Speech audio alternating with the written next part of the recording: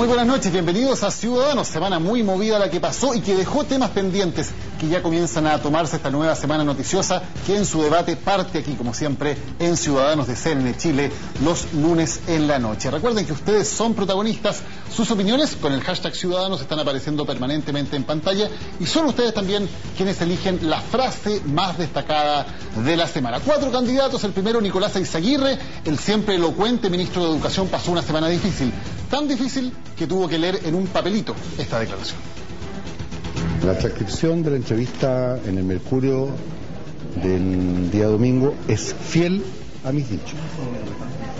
Sin embargo, en mi respuesta no separé adecuadamente dos temas. Por un lado, la gratuidad, que es un compromiso de gobierno que no está en discusión. Por otro lado, la duración de las carreras de educación superior y su articulación. Tuvo que leer la lección el ministro Eyzaguirre, pero recibió el respaldo de la presidenta Bachelet, que finalmente se pronunció en esta controversia sobre el tema educacional. Segunda candidata a frase de la semana, la presidenta Bachelet. Vuelvo a decir, para que a nadie le quede duda, habrá gratuidad para la educación superior de todas y todos los jóvenes que estudien en instituciones universitarias o técnicas que tengan los convenios con el Estado que va a definir la reforma. Porque queremos que haya gratuidad, pero que además haya calidad, porque gratis y malo no lo necesita nadie. Ahí está la frase destacada de Bachelet, se la perdieron la alcaldesa Errázuriz y la diputada Sabache, que estaban conversando mientras tanto ahí atrás en la pantalla. Tercera frase destacada de la semana, el ministro del Interior, Rodrigo Peña Ilillo, tal vez el gran protagonista de estos días con la interpelación y también con su reacción a los bombazos en Santiago. Escuchemos lo que dijo, tercer candidato, el ministro Peña Ilillo.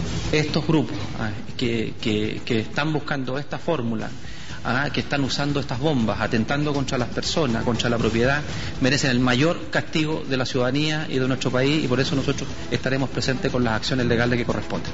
Ahí está la frase del ministro del Interior. Y hablábamos de la interpelación. El diputado Edwards, conocido en la Araucanía como el Rojo Edwards, él ha hecho campaña, ha hecho con esa característica, fue el interpelador del ministro Peña Ilillo. Lo comentó luego el intendente de la Araucanía y esto dijo sobre el diputado Edwards. O sea, el diputado Rojo se sacó un rojo en lo bajo nivel del debate. Ahí están los candidatos a la frase de la semana. Comenzamos de inmediato el debate, también la discusión junto a nuestros panelistas de siempre aquí en Ciudadanos, Joaquín Lavín, Alberto Mayol, Laura Albornoz y Nara Rey. Bienvenidos, buenas noches. Buenas noches. Joaquín, ¿quién es tu candidato a la frase de la semana? Está difícil, porque todas las frases tienen algo, bueno, lo de Huenchumilla es ingenioso. Lo del ministro Eyzaguirre llama la atención porque leyó algo y porque en el fondo tuvo que decir que dijo lo que dijo.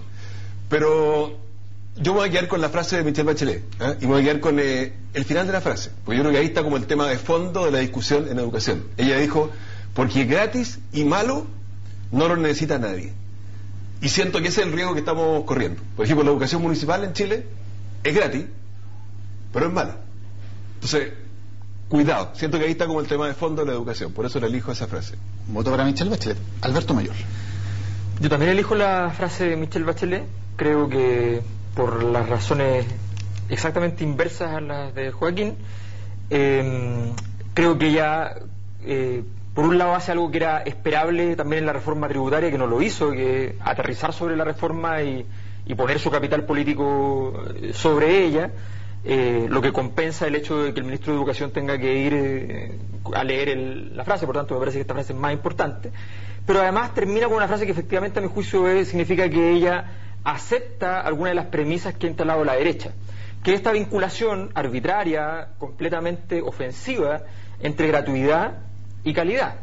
Está lleno de países que tienen mejor calidad que Chile y que son gratuitos, y está lleno de países que tienen mejor calidad de la educación que Chile y son gratuitos y tienen el mismo ingreso o que tienen menos ingreso que Chile. Y más aún, Joaquín miente cuando dice que la educación municipal tiene un puntaje muy bajo en calidad versus la educación particular subvencionada, que con 15.000 pesos más promedio ya obtiene al mismo nivel socioeconómico el mismo puntaje que la municipal, e incluso cuando hay un poco más de plata ya en los hogares, la municipal le saca gran distancia. Por tanto, efectivamente ahí ella acepta una premisa equivocada Y eso revela los avances que ha tenido la derecha en las últimas semanas respecto a la reforma. Antes de ir con la votación, que Joaquín pueda responder eso. No, que eso de Joaquín miente. Bueno, quizás saberlo. Quizás no, quizás puede tener una opinión distinta. No, pero si son datos, en el fondo una cosa, Alberto, muy simple. Datos oficiales. ¿Por qué los papás, mayoritariamente, y las mamás, sacan a sus hijos de los colegios municipales y se los llevan apenas puedan, 5.000 pesos, 10.000 pesos? Porque el Mercurio miente. Se los pueden, apenas puedan, se los llevan a los colegios particulares. Porque ustedes le dicen todo el día eso. Le dicen que tengan miedo, que el colegio sea un infierno. No es así. Quieren orden, quieren respeto, quieren que haya clases y no pierdan las clases con todas, y quieren mejor calidad, y por eso se los han llevado. Entonces, lo mismo gratis es la educación municipal, pero es mala. Por eso que elegí la frase gratis y malo no lo necesita nadie. Solo para, y de inmediato sigo con Laura y con Hernán para que puedan votar también y participar. Lo que dicen los datos del CIMSE es que al mismo nivel socioeconómico son más o menos los mismos resultados. Y ahora puede haber otros factores de calidad que no sean el CIMSE y que tal vez los apoderados estén decidiendo por ahí, porque estamos todos de acuerdo en que los datos del CIMSE dicen que no hay diferencia en grandes números al mismo nivel socioeconómico. Entonces un dato... Con más plata, los particulares son... Los datos del CIMSE dicen que hay colegios buenos y colegios malos, con lucro, sin lucro, particulares subvencionados, fundaciones municipales, no municipales, efectivamente. Pero hay orden, hay respeto, hay disciplina y no pierden clases por toma. Yo creo que en una sociedad democrática lo que se busca es mayor igualdad, mayor oportunidad y educación de calidad. El orden y el respeto yo lo dejo para la dictadura. A mí me interesa que en una sociedad democrática podamos debatir sobre una reforma que es importante y que un gran contenido va justamente a priorizar la gratuidad y la calidad, haciendo una combinación que en otros países ha resultado. Por tanto, no tenemos que temerle de priorizar ese cambio.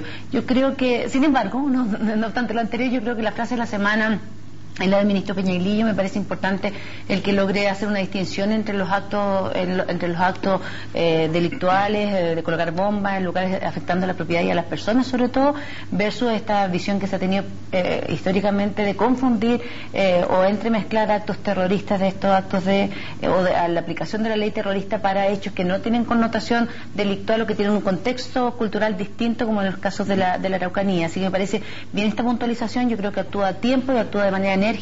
Yo he visto a un ministro Peñailillo muy posicionado estos últimos días y me parece muy positivo. ¿Hernán? Yo me voy a quedar con Michelle Bachelet, porque creo que efectivamente la reforma más importante del gobierno, ¿cierto?, la reforma educacional, ha tenido varios problemas en su conducción política. El ministro ha dado señales equívocas, hay una sensación de confusión, y ella está entrando a la cancha, yo creo que era lo que correspondía, lo habíamos dicho, de hecho, semanas atrás.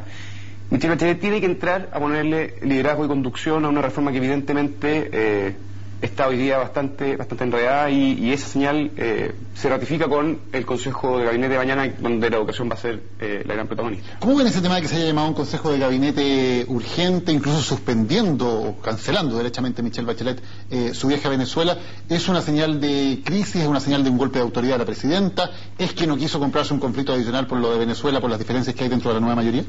O sea, yo creo que hay dos cosas que trataron de juntar, porque si tú querías evitar el conflicto con Venezuela, que efectivamente yo creo que esa es la razón fundamental, si va Michelle Bachelet y se reúne con la oposición, va a haber un desaguisado nuevamente entre el sector izquierdo de la nueva mayoría y el sector directamente ya derecho de la nueva mayoría, ¿no? Entonces, Ignacio Walker, digamos, ¿no? Entonces, obviamente, no me refiero a tu partido en su totalidad, no te preocupes, me refiero a Ignacio Walker. Entonces, que es presidente del partido, presidente del partido y que le fue muy bien además el sábado, así que casi todo el partido, al menos en su máquina, está en ese mismo juego. Lo que pasa es que esa fractura era obvia que iba a producirse, por lo tanto se suspende. Ahora se podría haber suspendido por otra razón. Al mismo tiempo, convocar una reunión respecto a educación revela de que están asumiendo que la situación merece un apuntalamiento, merece entrar ya en escena mucho más fuerte. Yo no sé en realidad, Daniel, si la reunión de mañana es una excusa o no para no ir a Venezuela, porque yo también concuerdo con Alberto que era complejo para la presidenta ir a Venezuela, porque primero tenía que reunirse probablemente con la disidencia. Maduro se iba a enojar, probablemente le iba a decir: Michelle, si vas a reunirte con la disidencia, mejor que no vengas a Venezuela.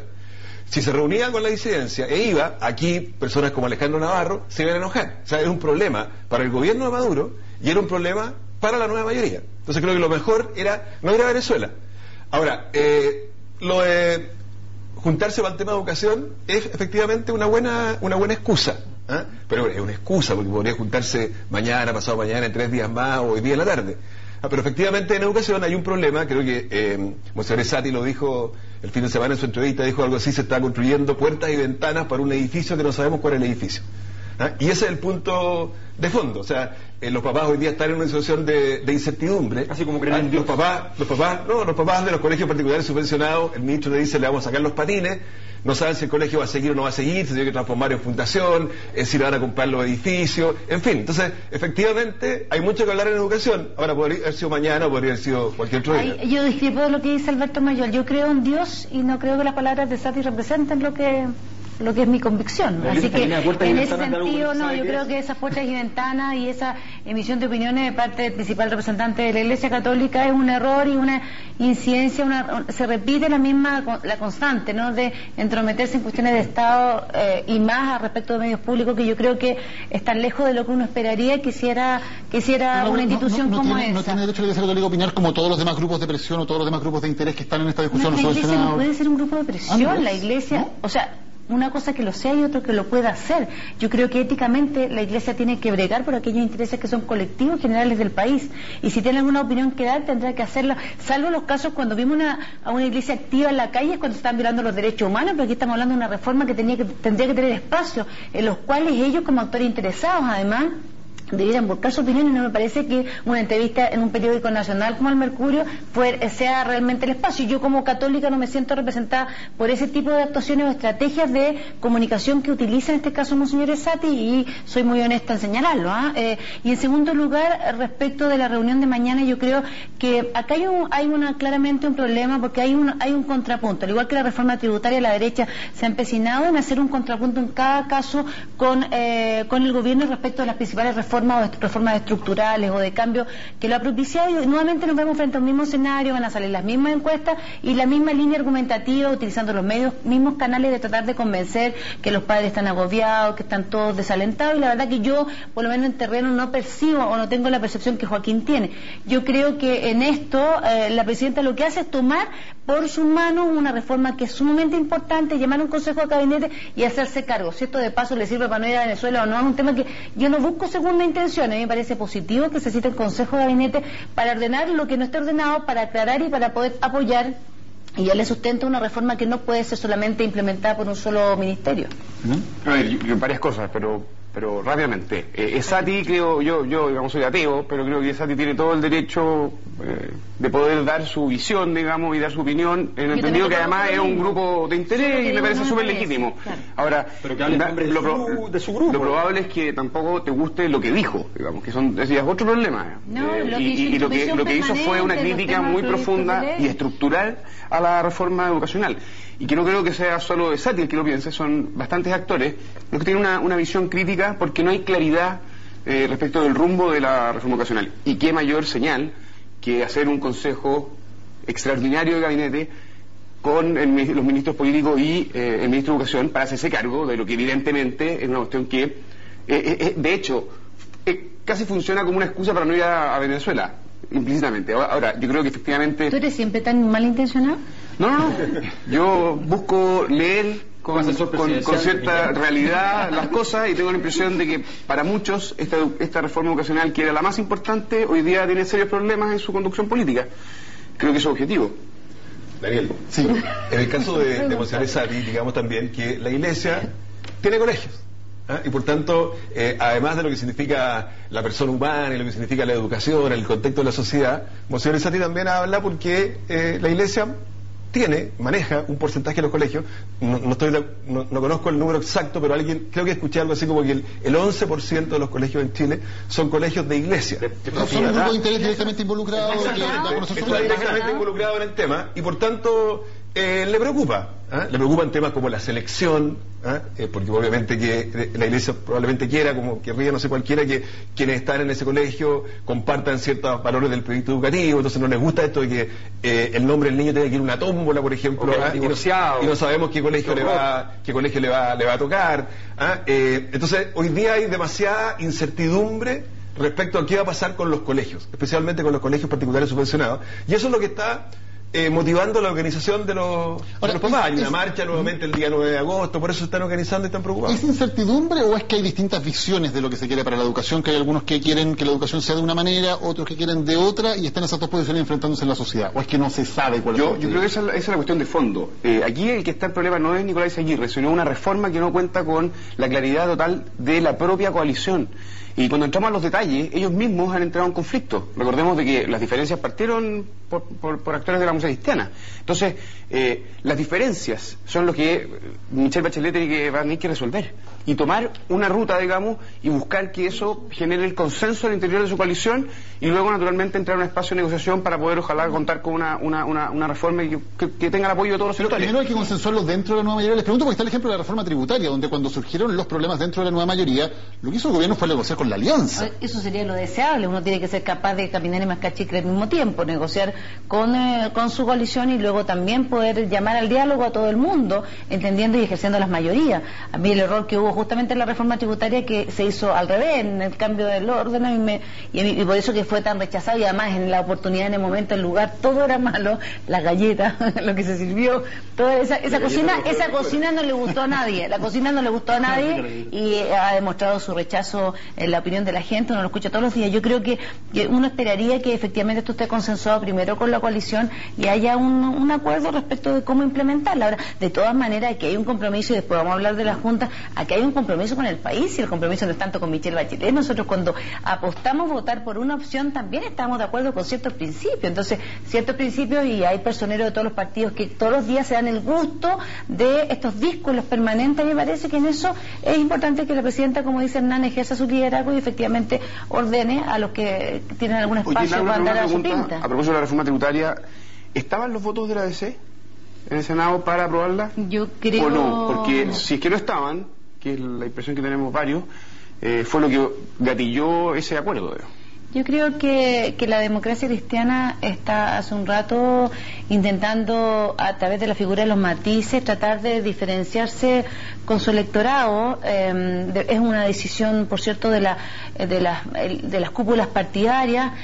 A mí me interesaría que todo lo que nosotros hiciéramos fuera acorde con lo que las bases nos mandataron en el Congreso Ideológico.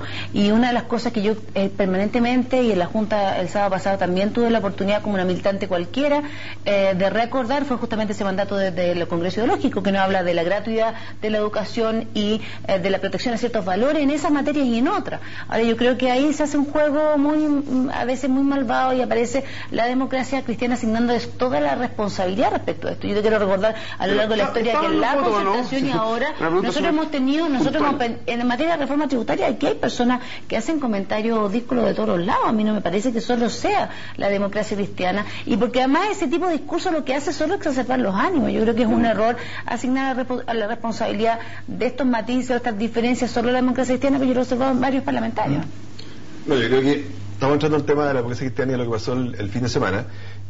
Parece que Ignacio Walker salió fortalecido, pero lo que uno ve es que hay dos almas en la democracia cristiana, así como también hay dos almas en la nueva mayoría. Dos almas que el tema presidencial a lo mejor dijimos para después, porque hoy día se dijo mantengámonos un poquito para allá, pero no sé, pues está Marco Enrique y está Andrés Velasco. Entonces, ¿qué veo yo en la democracia cristiana? Que cada vez que sale un tema, la democracia cristiana dice, reforma tributaria, sí, pero tenemos un matiz.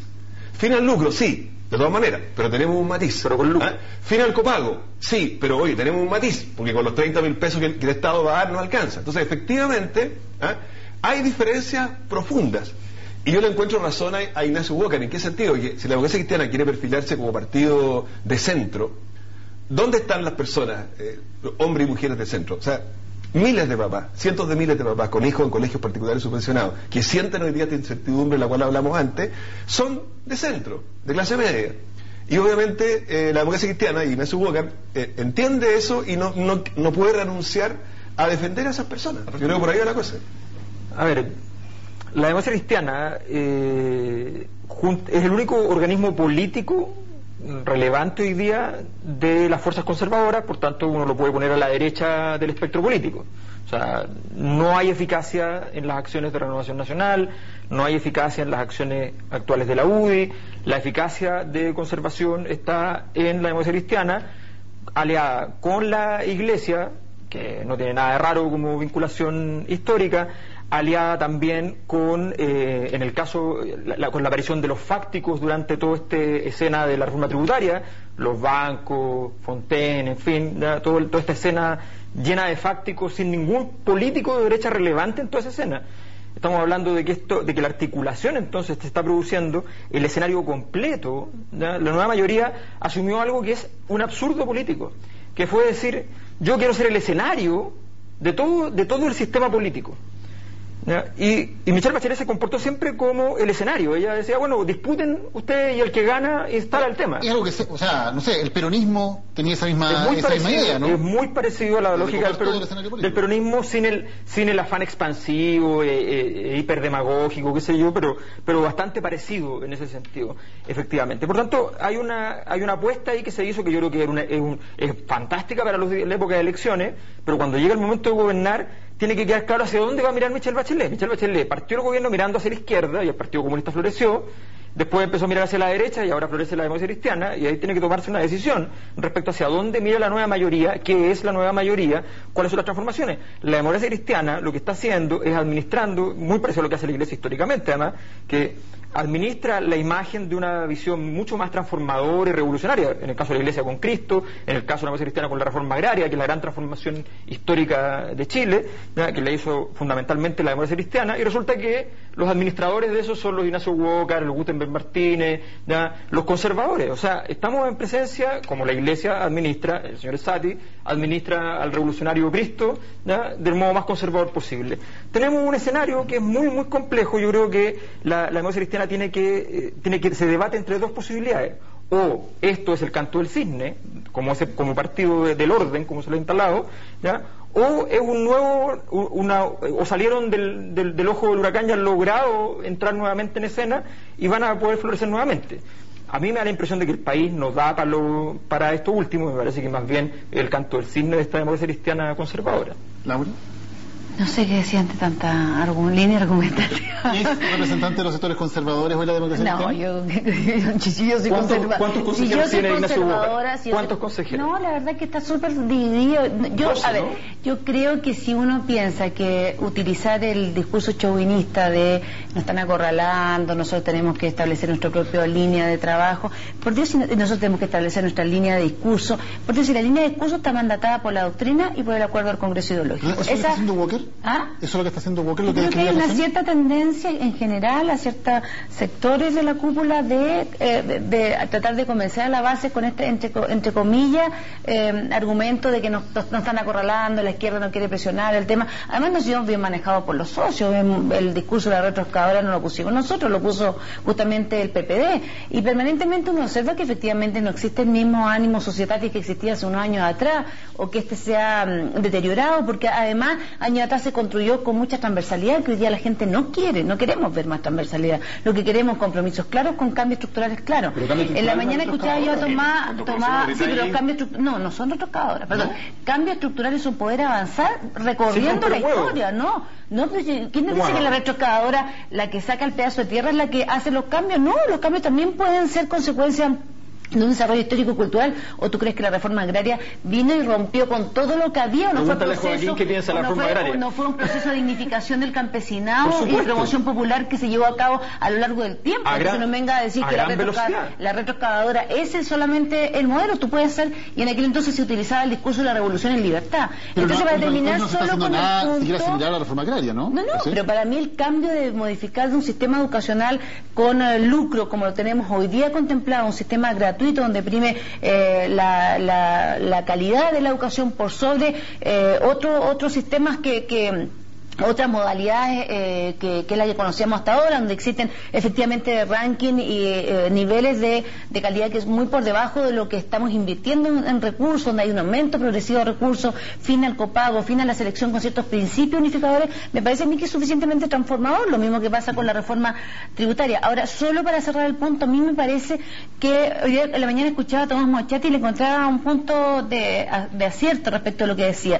La democracia cristiana históricamente ha estado gobernada por por un sector más conservador, tiene bases más de izquierda. Recuerden que incluso en el voto político de ayer dice somos un partido de centro-izquierda, dice, pese a que los acompañantes es más de izquierda y tiene un electorado entre comillas de centro, que no son estos, el electorado de centro no es el electorado conservador, yo creo que es tu propia visión, Joaquín, el electorado de centro que quiere no estar más encalillado, el que no quiere que los niños tenerlos en un colegio por 5.000 pesos, también es un electorado que lo hemos convencido con esta cosa aspiracional. Y Aguirre no se equivocaba, tanto cuando decía que a la gente le gustaba el nombre en inglés, había un cuento, y no estoy diciendo que no estoy subvalorando la inteligencia de los apoderados, pero sí me parece que había una cosa instalada con el consumo y con esta cosa de venderle una pomada, entre comillas, un bien de consumo a las personas que hizo que durante mucho tiempo yo pagaba 5 lucas y estaba en un colegio con un nombre en inglés, y eso me da otro estatus. Entonces, raya para la suma, yo creo que fue mire, el resultado de la Junta fue la expresión de las bases, y yo en eso soy súper respetuosa. Si las bases son más o menos conservadoras, de mi historia de 30 y tantos años de militancia, te puedo decir que yo no creo que las bases de la democracia sean conservadoras. Lo que sí, y eso me lo compro y puedo decirlo derechamente, creo que hay faltas de liderazgo. Hay falta de nuevo liderazgo. Yo creo que hay falta de liderazgo. Sí. No, quería hacer una observación. Yo creo que evidentemente la democracia cristiana ha jugado un rol moderador al interior de la nueva mayoría, más en el centro, que es su espacio natural, pero evidentemente que está chocando con cuestiones de fondo. Aquí no es un problema de amistad, es un problema de que el proyecto de la nueva mayoría, entendido del programa, es claramente muy distinto a ciertas concepciones que están en el electorado de la ADC, y por lo tanto que hay una lucha por sobrevivir. ¿Y qué ha pasado, de hecho, con la reforma tributaria, y estamos viendo hoy día con la reforma educacional? Hay ciertos cambios que son resistidos por los padres. Aquí, más que una gran derecha ideológica y muy articulada, estamos viendo el choque que tienen un sesgo muy ideológico y que van en contra de ciertas prácticas, como la capacidad de elegir de las personas, y que por lo tanto generan finalmente que las personas se alejen. Un sistema que emana de esta economía que nos gobierna, de libre mercado. Tienes 3 generaciones con esa mentalidad, cuesta un día para otro hacerle pensar que en definitiva vas a cambiar esas 5 lucas y la... Ahora, son los mismos 20 años de la concertación, ¿cierto? Te quiero decir que el país ha sido modelado de una cierta manera, y eso se ha transformado en práctica y en cultura. ¿Están de acuerdo en que, me parece que los dos están diciendo lo mismo con matices, por citar a alguien? En el fondo, que efectivamente está chocando el programa de la nueva mayoría con ciertas prácticas o ciertas concepciones que están bastante arraigadas en por lo menos una cantidad de chilenos, de clase media. Yo creo 2 cosas. Yo creo que hay un cierto ninguneo de la democracia cristiana. ¿En qué sentido lo digo? Primero, el tema de la retroexcavadora. Yo escuché a Ignacio Walker en televisión anoche, y él hablaba de los acuerdos. Obviamente la retroexcavadora se opone a los acuerdos, y en la reforma tributaria tuvimos ya el primer acuerdo. Y un segundo punto lo veo hoy día. Hoy día el ministro del Interior, creo que fue él, dice: paremos la discusión sobre los candidatos presidenciales. El vocero Elizalde, perdón. Pero ¿cuándo ocurre eso? Resulta que el Partido Socialista, que es el partido de la presidenta, desde hace ya tiempo está tratando de atraer a Marco Enríquez a la nueva mayoría, porque no tiene candidato presidencial propio. Marco Enríquez podría hacerlo. Andrés Velasco está, pero de candidato presidencial ya hace tiempo. Y cuando en la Junta de la Democracia Cristiana, bajo la propia Jimena Rincón, se levanta el tema: oye, la Democracia Cristiana debería tener también un candidato presidencial, bien Elizalde dice: no, ¿sabe qué más? Paremos la discusión de los candidatos presidenciales. Entonces, algo hay ahí. Ahora, algo en casa. No, algo hay ahí. Ahora, Jimena lo que dijo, para estricto rigor, fue que no debíamos renunciar a nuestra aspiración. Está bien, me parece muy bien. Pero obviamente que la Democracia Cristiana tiene todo el derecho a tener un candidato presidencial. No creo que sea una discusión, además, lo hemos vivido siempre en los periodos presidenciales de 4 años, no creo que sea una discusión que se pueda silenciar tan fácilmente. ¿Es una estrategia correcta lo que hace Jimena Rincón, que es una de las presidenciales lógicas de la democracia cristiana, poner ella misma como presidenciable el tema? ¿No hay un error estratégico ahí? O sea, yo creo que ella tomó una opción deliberada en esta carrera que se está desatando muy tempranamente, de instalar su nombre. Es una paradoja, de hecho, lo que dice Joaquín, ¿cierto? Hoy día un ministro de la moneda tiene que sabía decir de que lo que dijo y abrió como discurso, digamos, la propia otra ministra. Eso es porque ya Marco Enríquez y Andrés Velasco están posicionados.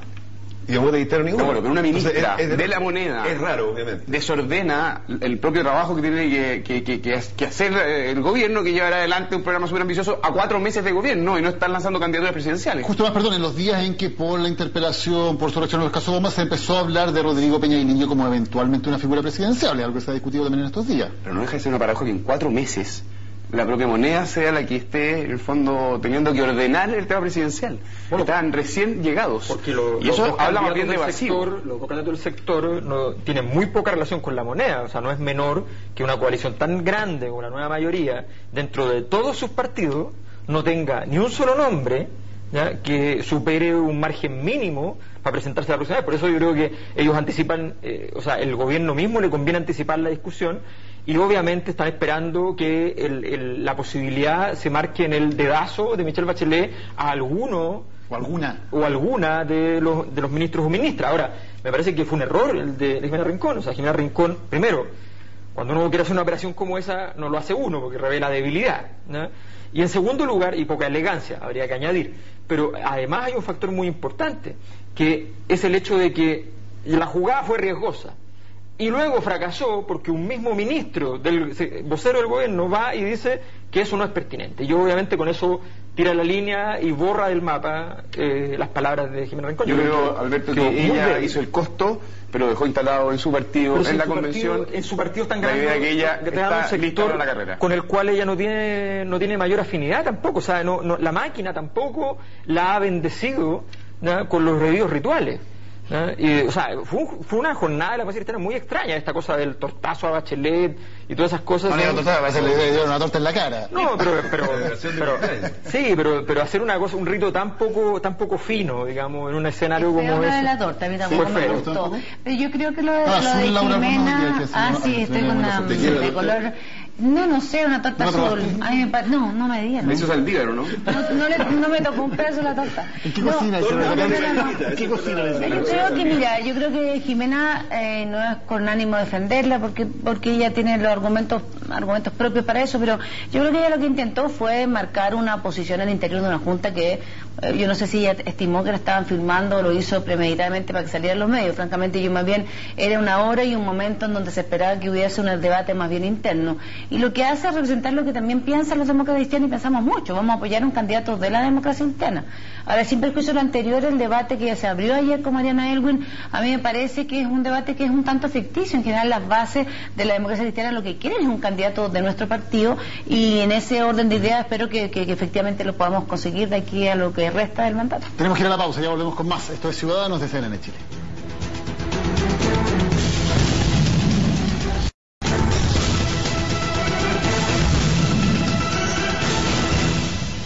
Estamos de vuelta en Ciudadanos de CNN Chile. ¿Quedó algo pendiente sobre Mariana Elwin, Laura? Y las declaraciones que hizo... La democracia cristiana no tiene candidato, Andrés Velasco se está llevando a Bueno. Pero esa fue la declaración tal cual dices tú, Joaquín, que mientras la DC no tenga uno, así fue la... Creo que sí. No, pero mañana ha dicho también que se siente más interpretada por lo que está haciendo el movimiento de Velasco que por lo que está haciendo la democracia cristiana, que se siente más escuchada en ese movimiento. ¿Tú quieres que yo opine? Por supuesto. Yo no estoy de acuerdo con ella. Yo creo que el candidato de una persona que milita en un partido, eso tiene beneficio desde el punto de vista de sentirse representado, y también tiene costos si es que no se siente representado, pero acepta la decisión de la mayoría. Y yo creo que un militante demócrata cristiano tiene que respetar la institucionalidad, y para mí no existe otro candidato o yo por lo menos voy a defender en la instancia que corresponde a un candidato de la democracia cristiana. Yo puedo valorar inmensamente a Andrés Velasco, de hecho lo valoro, es una persona a la que le tengo respeto, fue un compañero de trabajo serio, que tengo el máximo respeto. Uno podrá discrepar o no de ciertas posiciones, pero claramente a él le puedo reconocer una gran cantidad de méritos, pero eso tendrá que dirimirse después de que la democracia cristiana lleve su propio candidato, y claramente yo siento que pone una tensión que es innecesaria. Rodrigo Peñalillo fue la estrella de la semana, ¿no? ¿Qué les parece? ¿Realmente se puso en otro nivel político con lo que pasó esta semana, o no es para tanto? O sea, yo creo que fue un error no forzado de Edwards. Ahora, no error, porque en realidad los diputados, en toda esta vorágine y qué sé yo, andan buscando algún momento de protagonismo. Un pantallazo. Entonces él eligió la víctima muy mal, levantó un nombre que la misma nueva mayoría ha buscado de alguna manera levantar, que el bacheletismo quiere levantar, que era obvio que la interpelación no le iba a ir mal. Era muy difícil hacer incluso fonéticamente cómo hacer que fuera un ataque eficaz. Yo creo que fue un error completo de la derecha se embarcó en una interpelación absurda, y hoy día yo creo que hay más interés en ser interpelado que en cualquier otra clase de relaciones políticas, incluso que te llame nombre presidente de un partido, es mucho menos que ser interpelado. Yo coincido con Alberto de que esta institución de la interpelación históricamente está favoreciendo más al interpelado que al interpelado. Yo me acuerdo en el gobierno de Sebastián Piñera, no sé, la ministra Magdalena Mate, ¿te acuerdas? Jaime Mañalich fueron interpelados y salieron como, entre comillas, triunfantes. Y yo creo que aquí pasó lo mismo. O sea, mediáticamente, el ministro del Interior salió muy bien. Ahora, su tesis de fondo, que es que en la Araucanía, porque hay un conflicto social, él no puede aplicar la ley antiterrorista, creo que es una tesis que está profundamente equivocada. O sea, puede haber ganado en lo mediático, pero está equivocado. O sea, si se queman vivos a 2 ancianos en la Araucanía, eso es terrorismo. Si ponen bombas, queman cosas, eso es terrorismo, y si es el metro en Santiago o es en la región de la Araucanía, pero es un acto terrorista, se debe aplicar la misma ley. Por eso digo que a lo mejor salió bien mediáticamente, pero para la gente de la Araucanía, para lo que lo escuchó con detención, su tesis de fondo creo que está profundamente equivocada. Vamos a ese tema precisamente. ¿Cuál es la definición de terrorismo? ¿Qué es terrorismo y dónde se debe aplicar la ley antiterrorista? ¿Hernán? Yo creo que hay que hacer distinciones, ¿cierto? Pero una definición que creo todos podemos estar de acuerdo, que es cuando el terrorismo son actos que están inspirados para causar miedo o terror, naturalmente. Una segunda discusión tiene que ver con la ley, ¿cierto? Y su aplicación. Y hoy día hay una importante discusión, y creo que lo que ha ocurrido, desgraciadamente, naturalmente, con el caso de las bombas en el metro, los santiaguinos muchos toman una relación bastante más, digamos, más cotidiana con la amenaza, digamos, de algo de esta naturaleza, y se reacciona y se exige a la autoridad que actúe. Evidentemente que la ley puede tener perfeccionamientos, entiendo que existen varias discusiones al respecto, fue hecha en un momento cierto dictatorial, etcétera, y creo que entonces hoy día requiere de una modernización. Me parece razonable esa discusión legislativa y jurídica, pero me parece que el gobierno tiene que tener un estándar en su aplicación, y creo que está efectivamente el ministro Pelleiro cometiendo un error, porque está dando señales confusas respecto de los casos de la Araucanía y los casos de bombas en Santiago. No, yo creo que efectivamente hay una confusión total en el tema. O sea, el gobierno efectivamente va y aplica la ley antiterrorista en el caso del metro. Primero, una ley que ha declarado que es ilegítima, que realmente nunca debió ocuparla antes, qué sé yo. Bueno, si quiere hacer fe de sus palabras, lo que tiene que hacer es decir: no voy a aplicar la ley hasta que tengamos ley antiterrorista. Así de simple. En segundo lugar, la definición de la ley es un tema bastante complejo. Yo creo que hay un problema casi teórico que tiene que ver con que en general el derecho intenta definir mucho de los delitos a partir del acto, ¿ya? Y resulta que aquí, a mi juicio, el acto no está en el evento mismo, no la bomba en el metro, qué sé yo, sino que en la formulación previa. O sea, si no hay organización terrorista, que una persona quiera producir miedo en la población, ¿ya?, por iniciativa propia, o 3 personas, y no hay una organización de base, ¿ya?, con fines terroristas, con un alcance más allá que el acto que está cometiendo, la verdad es que no tiene mucho más sentido que una locura. Por tanto, la definición, o sea, una ley terrorista tiene que ser capaz de sacar la psiquiatría, ¿ya?, del medio de la escena.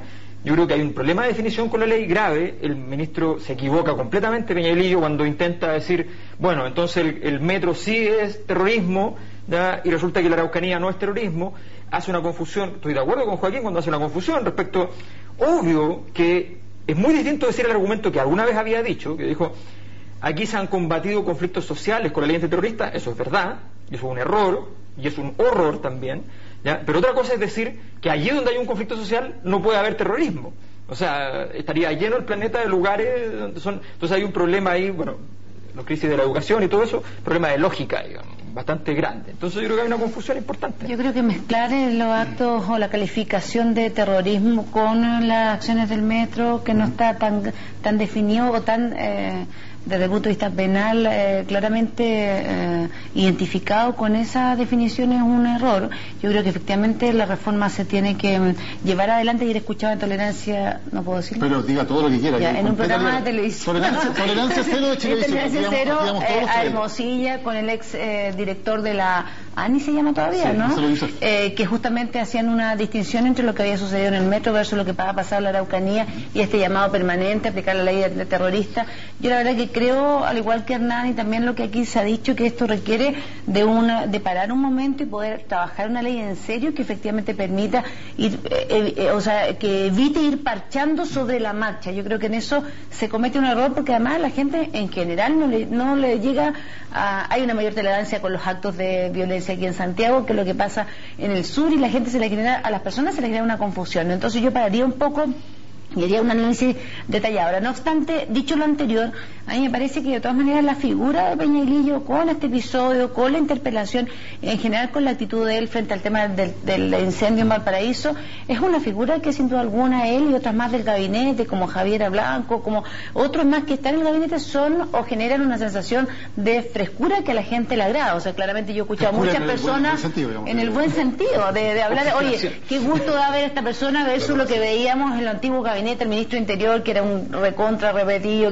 Yo claramente siento que él tiene un liderazgo que es interesante y que hay que cuidar y potenciar, y me parece a mí que él ha logrado tener ese protagonismo sobre la base de la meritocracia, del esfuerzo y el trabajo, y en eso es valorable. No, a mí decir una cosa, quiero volver al tema de las bombas y el terrorismo. Más allá de la discusión que nosotros podemos tener de qué ley hay que aplicar, que está bien, pero desde el punto de vista de la gente, ¿qué es lo que ve la gente? La gente ve que se han puesto, no sé, los últimos años, creo que leí la cifra del diario del fin de semana, desde el año 2005, 2006, no sé, 189 bombas, de las cuales sin víctimas fatales. Explotaron, sin víctimas fatales, de las cuales explotaron 139. Y resulta que las policías no han pillado a nadie, me equivoco, creo que 1, 2, 3 personas están condenadas, 3 personas en 189 bombas. Y la mayor cantidad del gobierno del presidente Piñera, ¿no? No estoy entrando en eso, porque no es así, pero da lo mismo. No estoy culpando a ningún gobierno en específico. Por ejemplo, en el caso del atentado contra el patrimonio de Lutzig en Macay, no atentado de bomba, pero bueno, los quemaron vivos. Si no fuera porque Jorge Lutzinger, antes de morir, le disparó hacia abajo e hirió a Celestino Córdoba, que obviamente por esa razón no pudo arrancar lo suficiente, bueno, no habría nadie detenido. En circunstancias que todo el mundo habla que fue un grupo de 8 o 9 personas. Entonces, realmente algo está pasando. Yo vi también ese programa que dice Laura, pero algo está pasando, y no culpo a gobiernos aquí, estoy hablando de las policías. O sea, estamos mal. Tenemos un problema de inteligencia policial grave, porque aquí tú pones bomba, a menos que alguien te convenga que no encuentren a nadie. Y no encuentras a nadie. A mí me parece muy raro. Y eso obviamente es grave. A mí me parece muy raro que las autoridades políticas, cuando están de autoridades, no muevan cielo, mar y tierra para que efectivamente se encuentren pruebas razonables, ¿ya? No se incauten, como se hizo con el fiscal Peña, cintas de video políticas que podían revelar entonces el interés político de aquellos que estaban siendo detenidos, digamos, sino que estamos hablando de pruebas. Recuérdanos de qué fue eso de Peña, ¿de qué estás hablando? El fiscal Peña, entre las pruebas que presentó en el caso Bomba, presentó videos políticos, o sea, gente que tenía películas, por ejemplo, ya sobre, qué sé yo, las matanzas de derechos humanos, y qué sé yo, documentales, lo presentó como prueba de que estas personas tenían una visión política determinada y que eso revelaba... Bueno, presentó un póster de Axl Rose también. La lista de Guns N' Roses como también. Entonces, estamos hablando de que aquí hay una serie a mí me llama la atención de que justamente aparezcan estos casos, no le haya importado a nadie cuando son autoridades realmente que poner capital político, decir yo que necesito que aquí se encuentren a las personas responsables de un modo suficientemente adecuado. Nadie ha criticado aquí como corresponde. La primera crítica que escucho a la Policía de Investigaciones y a Carabineros de Chile, en general, no solo por este caso, sino porque en general son muy ineficientes en recoger pruebas. Pero Alberto, por ejemplo, durante el gobierno del presidente Piñera hubo una crítica muy fuerte y que incluso se entendió como una presión del ministro Hinspeter al fiscal Armendáriz que llevaba la investigación, que se dijo que se cambiara al fiscal Peña. O sea, desde el gobierno sí hubo incluso una presión política, pública, buscando responsables. Pero no buscando más rigurosidad en encontrar, lo que le importaba era encontrar a alguien, no encontrar al culpable, que es una cosa muy distinta. O sea, la importancia de encontrar a los culpables, encontrar a alguien en política se ha hecho muchas veces. El gobierno han intentado encontrar a alguien y ponerlo al frente. Oye, pero una cosa, los que quedaron libres aquí fueron a España. ¿Has visto los datos de las pruebas? Fueron detenidos allá. ¿Has visto los datos por de las bombas? pruebas que hay entonces, allá? con pruebas. Algo puede haber. ¿Pero has visto el caso allá? Perdón, la hipótesis que plantea Joaquín es distinta a la tuya. Él dice que efectivamente no sé qué se hace y las policías están fallando y tú dices... serio, muy serio. Claro, yo creo que lo que hay mayoritariamente es problema también de coordinación entre las formas de funcionar y eso es lo que le pide directamente. Hay un problema que quién saca las mejores estrellitas o quién se le pone más estrellitas de su actuar respecto a la policía, pero es un problema bastante más integral que solo asignar responsabilidad a los jueces, como se hizo en el gobierno pasado, o a la policía, que hay problemas también de conformación de las sociedades porque emergen estos tipos de grupos que colocan bombas, denominan anarquista o no, porque tampoco quiero denostar esa denominación, pero también acá hay algo más profundo que tiene que ver con... También uno de los temas que está sobre la mesa es el nivel de exigencia respecto de las pruebas en los procesos, digamos. Y entonces tribunales se defiende por lo exigente que es la letra, digamos. Y ahí entonces las responsabilidades se van diluyendo y evidentemente son compartidas. Pero hasta ahora lo único que ha llegado a tribunal ha sido el caso Bomba y ahí creo que se ha generado bastante consenso en que era un caso muy mal armado, digamos, mal armado por la fiscalía, digamos, donde no había pruebas demasiado relevantes. Entonces, el caso no sé Macay, Daniel. O sea, un detenido porque Jorge Lúcica antes de morir le disparó. Claro, pero nadie más. En ningún caso la responsabilidad de los jueces. Ahí es de la policía primero. Claro, por supuesto. Para recabar las pruebas necesarias, claro, pero tampoco es que lo que pasa es que existe una tendencia como en todo orden de cosas, como pasa con respecto a la delincuencia, como se habla en otros tipos de fenómenos sociales, el asignar responsabilidades a la última escala dentro, o no es lo más delgado, pero la última escala dentro de la responsabilidad. Yo creo que aquí cabe responsabilidad de enfrentar esto como un tema más de país a largo plazo de los gobiernos en la focalización que se hace en la prevención y en cómo se aborda la realización. Yo no soy experta en materia delictual, no es mi área de especialidad, pero uno lo que tiene como recopilación de todo este proceso es que en definitiva esto requiere de mucho más que solo tener políticas o policías avesadas en recopilar la prueba, sino que se requiere efectivamente llegar a acuerdos respecto de lo que el país tiene que hacer para evitar este tipo de molestias generalizadas con el sistema. Hay un déficit de análisis, o sea, a ver, aquí es muy raro lo que está pasando, porque nosotros no tenemos casos de violencia política relevantes. De hecho, las autoridades políticas chilenas pueden andar por la calle a pie sin ningún problema, mucho más que en muchos países del mundo, ¿ya? Y muchos países más desarrollados, inclusive, con democracias muy sólidas, qué sé yo, y aquí no hay violencia política.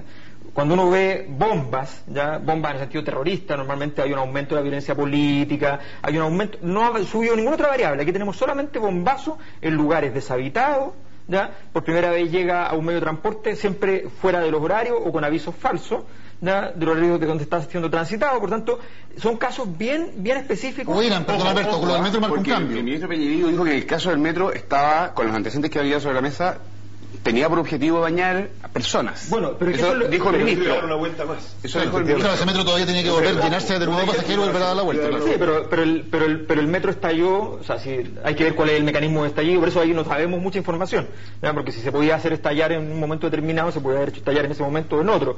Hay que ver, por eso, pero el asunto es que hasta el momento no tenemos, en la generalidad de los casos, ¿ya? Una situación en la cual se haya buscado generar una conmoción pública a partir de heridos, violencia política. No hay nada de eso. Por lo tanto, a mí me llama mucho la atención el caso, hay que investigarlo bien, hay que hacer un buen análisis. Yo creo que aquí el tema no es solo policial, hay que hacer análisis mucho más amplio, pero en cualquier caso es bueno que se abra la arista de que en Chile tenemos todo un respeto fantástico que son nuestras policías y una serie de cosas súper sobrevendidas, porque la verdad es que no juntan pruebas, la mayor parte de los casos que llegan a fiscalía no vienen sin nada. Te llega cualquier persona que le haya cometido un delito, le llega una carta a la casa diciendo, bueno, aquí no llegaron las pruebas. Así que hay que tener mucho cuidado con ese tema porque realmente las policías no están haciendo su trabajo. Sí, Joaquín. Sí, pero hay dos problemas, concuerdo. O sea, uno es un problema policial, falta de inteligencia policial. Y ustedes echan la culpa a los jueces. Busquemos quiénes son los culpables. Y segundo, las veces que las policías han presentado culpables, los jueces han dicho las pruebas no son suficientes. O sea, han presentado acusados. Han presentado los jueces, decir. Exactamente. Presunto culpable o acusado, los jueces dicen las pruebas no son suficientes. Entonces finalmente el resultado es cero. Con el agravante que muchas veces yo escucho el argumento, oye, sabemos quiénes son. están más o menos identificados. No, eso ya es peor. Sabemos quiénes son, pero no podemos hacer nada. Ahora, claro, Eso ya es efectivamente, peor. si saben quiénes son, o si creen saber, pero no, lo lógico es que tienen que esperar a recopilar las pruebas adecuadas para poder presentarlo a tribunales. La verdad es que echarle la culpa al sistema del problema no soluciona el problema, O sea, echarle la culpa a los jueces me parece una actitud bastante irresponsable. O sea, los jueces actúan en Chile bajo lo que la norma establece. Y si uno no establece los medios de prueba ni las pruebas contundentes para poder procesar a un sujeto, lo que opera es la presunción de buena fe y la presunción de inocencia. Entonces, la verdad que a mí me parece que insistir en ese punto es no mirar desde arriba el problema. Yo creo que el problema pasa primero afirmando o ratificando lo que dice Alberto. Yo creo que Chile efectivamente no hay un problema de violencia política establecida y eso es claro. Ahora, frente a este episodio hay que actuar igualmente de manera drástica, no confundiendo de nuevo lo de la Araucanía con lo que pasa en la situación del metro. Yo creo que son dos cosas totalmente disímiles. Y respecto a eso hay que mirarlo mucho más integralmente desde hace rato, y aunque no haya bomba cuando hay aquí una celebración deportiva, la gente igual acude a los bancos, los rompe los semáforos. Hay aquí una cuestión de radio instalada que uno tiene que hacerse cargo desde el punto de vista más integral, que es lo que está pasando, y que hoy día tiene una manifestación, una bomba en el metro, pero el día de mañana puede ser efectivamente, no sé, una piedra, yo creo que hay que mirarlo desde otro foco y no ser tan minimalista en la observación. Estamos en el tiempo, se nos acabó el tiempo lamentablemente en Ciudadanos. Muchas gracias por haber venido todos, buenas noches. Hernán, felicitaciones por su debut como cantante. Va a cantar la próxima. Muchas gracias. El próximo programa va a cantar las canciones a El mayor estuvo presente. ¿Usted fue testigo de eso? Escuchando el crucero. No voy a cometer una crueldad como esa. Solo puedo decir que fue muy agradable que la derecha esté cantando y la izquierda pueda comer cómodamente sentado viendo un espectáculo. No importa su nivel. Muchas gracias. Gracias, Laura. Alberto, Joaquín, gracias por haber estado con nosotros en Ciudadanos. Como siempre, ustedes eligieron la frase de la semana, las dejamos con la frase y los dejamos con la frase que ustedes eligieron y nos reencontramos el próximo lunes. Buenas noches.